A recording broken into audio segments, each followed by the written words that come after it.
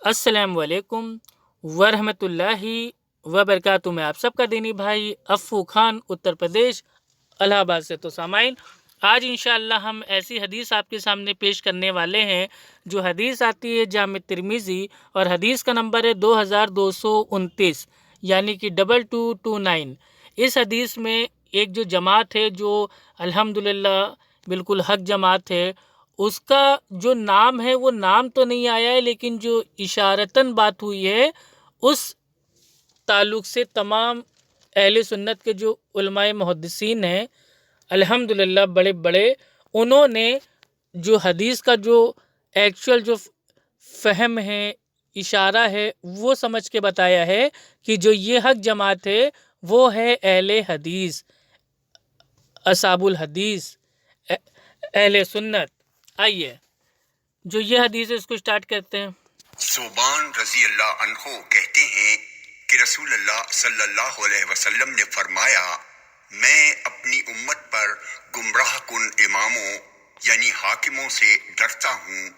نیز فرمایا، میری امت کی ایک جماعت ہمیشہ حق پر غالب رہے گی، ان کی مدد نہ کرنے والے انہیں کوئی نقصان نہیں پہنچا سکیں گے یہاں تک کہ اللہ کا حکم یعنی قیامت آ جائے۔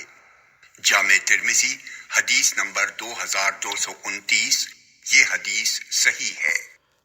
الحمدللہ۔ تو یہ جو حدیث ہے یہ حدیث بالکل ایک دم صحیح ہے، اور یہ جو حدیث میں جو آیا ہے جو طائفہ منصورہ ہے، جو فرقہ نازیہ ہے، جو حق جماعت ہے کہ میری امت کا ایک طائفہ، ایک جماعت وہ ہمیشہ حق پہ رہے گا، تو اسی حدیث کی جو شرح ہے اس میں امام ترمذی رحمۃ اللہ علیہ فرماتے ہیں کہ میرے استاد اور ان کے استاد نے یہ ہمیں بتایا کہ جو یہ طائفہ منصورہ ہے، جو حق جماعت ہے، وہ ہے اصحاب الحدیث، یعنی کہ اہل حدیث، اہل سنت۔ الحمدللہ۔ تو اہل حدیث وہ تا قیامت تک بالکل حق پہ رہے گی۔ اور اہل حدیث کا معنی کیا ہوتا ہے؟